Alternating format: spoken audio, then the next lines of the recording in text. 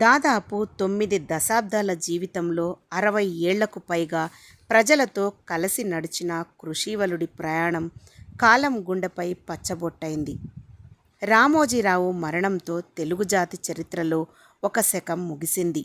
నేనొక స్వర్గం నాదొక దుర్గం అనర్గళం అనితర సాధ్యం నా మార్గం అన్న మహాకవి మాటలకు అచ్చమైన ప్రతిబింబం రామోజీరావు జీవన ప్రస్థానం. విశేషణాలకు అందనిది అతని వ్యక్తిత్వం. ఈనాడుకు ముందు తరువాత అని చెప్పేంతగా తెలుగువారి సామాజిక రాజకీయ చరిత్రను ప్రభావితం చేసిన అజేయుడు రామోజీరావు. కృష్ణా జిల్లా పెదపారుపూడి నుంచి పద్మవిభూషణ్ పురస్కారం వరకు స్వశక్తితో ఎదిగి ప్రత్యక్షంగా పరోక్షంగా కొన్ని లక్షల కుటుంబాలకు అన్నదాతైన అసామాన్యుడు రామోజీరావు. అంతర్జాతీయ పరిణామాలే వార్తలుగా చలామణి అవుతున్న రోజుల్లో స్థానిక అంశాలకు అగ్రతాంబూలమిస్తూ పత్రికను ప్రారంభించడం రామోజీరావు సాహసం. తెలుగు జాతికి చేదోడు వాదోడుగా పాఠకాదరణలో తిరుగులేనిదిగా ఈనాడు ఎదగడం రామోజీరావు సంకల్పబల అమృత ఫలం. పత్రికలో ప్రచురితమయ్యే ప్రతి అక్షరానికి ప్రజా ప్రయోజనాలే పరమావధి కావాలన్న ఆయన దిశానిర్దేశమే ఈనాడుకు దారిదీపమైంది. ఈటీవీ న్యూస్ ఛానల్తో తెలుగునాట తొలిసారి 24 గంటల వార్తా స్రవంతికి శ్రీకారం చుట్టింది రామోజీరావే. విశ్వసనీయతకు మారుపేరుగా ఈటీవీని మలిచింది ఆయనే. డిజిటల్ యుగంలో పాఠకుల సౌలభ్యం కోసం ఈటీవీ భారత్ను ఆరంభించి ఆ సేతు హిమాచలం దాన్ని విస్తరించారు. వర్తమానాన్ని దాటి చూడగలిగిన దార్శనికుడిగా, ధైర్యశాలిగా, ప్రజాస్వామ్య పరిరక్షణకు కట్టుబడిన యోధుడిగా రామోజీరావు యశస్సు నిత్య నవోదయ ఉషస్సు. పట్టు పట్టరాదు పట్టు విడవరాదు అన్న వేమన వాక్కును నరనరాల్లో జీర్ణించుకున్న వ్యక్తి రామోజీరావు. కొండలు రాళ్ల గుట్టలతో నిండిన నేలను భూలోక సినీ స్వర్గంగా తీర్చిదిద్దిన పట్టుదల ఆయనకు సహజాభరణం. రామోజీ ఫిల్మ్ సిటీ నిర్మాణంతో తెలుగువారి ఖ్యాతిని గిన్నిస్ బుక్లో లిఖింపజేశారు రామోజీరావు. రామోజీరావు పట్టిందల్లా బంగారమైంది అంటారందరూ. కానీ విజయ సోపానాలను అధిరోహించేందుకు ఆయన పడిన తపన, చేసిన కృషి గురించి చాలామందికి తెలియదు. రామోజీ గ్రూప్నకు పెద్దగా పెదపారుపూడి పల్లెబిడ్డ అనునిత్యం అనుసరించిన మార్గమొకటే. అదే క్రమశిక్షణ. రోజు సూర్యోదయానికంటే ముందే నిద్రలేచే ఆయన వ్యాయామం, మితాహారాలతో నియమబద్ధ జీవనశైలిని పాటిస్తూ సమయపాలనకు అత్యంత ప్రాధాన్యమిచ్చేవారు. పనిలోనే జీవితానందాన్ని అన్వేషించి ఆస్వాదించిన కార్యదీక్షాశీలి రామోజీరావు. శ్రమే దైవమని విశ్వసించిన ఆయన పని చేస్తూనే ఒరిగిపోవాలని కోరుకున్నాడు. అందుకు తగినట్లే పెద్ద వయసులోనూ తరగని ఉత్సాహంతో ఆఖరి క్షణం వరకు శ్రమించారు. రామోజీరావు జీవితం ఒక తెరిచిన పుస్తకం.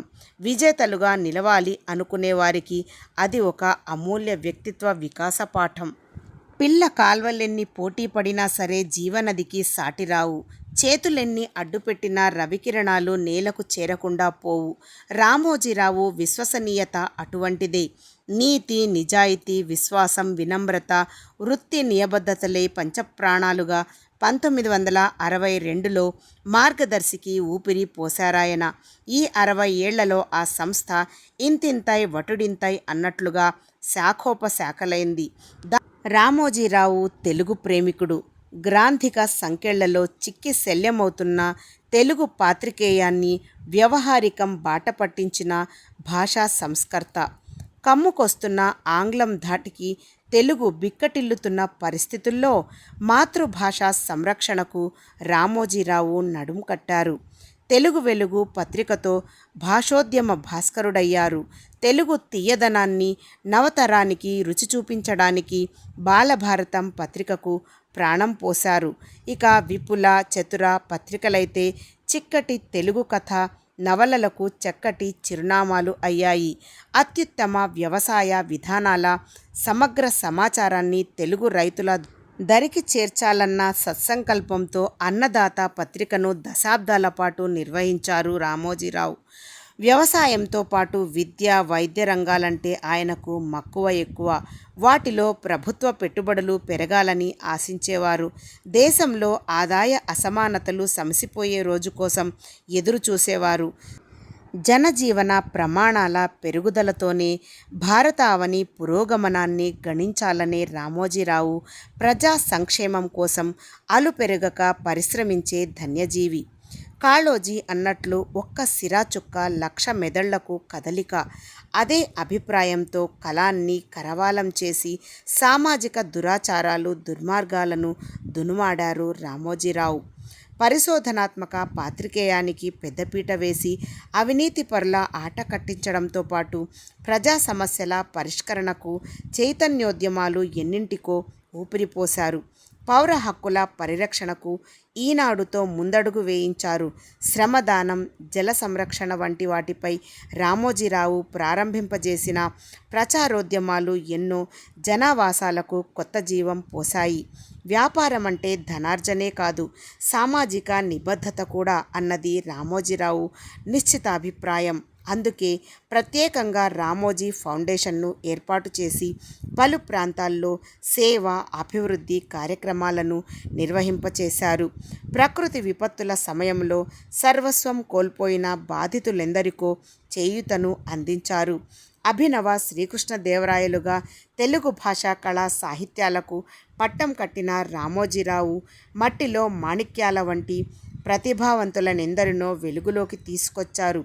పాడుతా తీయగా స్వరాభిషేకం ద్వారా అనేక మంది గాయనీ గాయకులు తళుకులీనారు. ఉషాకిరణ్ మూవీస్ ద్వారా పరిచయమైన పలువురు నటీనటులు వెండితెరపై విశేషంగా రాణించారు. రామోజీరావుకు అత్యంత ఇష్టమైన వ్యక్తుల్లో నెల్సన్ మండేలా ఒకరు. స్వప్నాలను నిజం చేసుకునేంత వరకు అలుపెరగక శ్రమించేవారే విజేతలు అన్న మండేలా వ్యాఖ్య రామోజీరావుకు 100కి 100 పాళ్ళు వర్తిస్తుంది. సునిశిత మేధ, కార్యకుశలత, దక్షత, ధీరోదాత్తలతో ఆయనకు సరిజోడు కాగలిగిన వారు చాలా చాలా తక్కువ.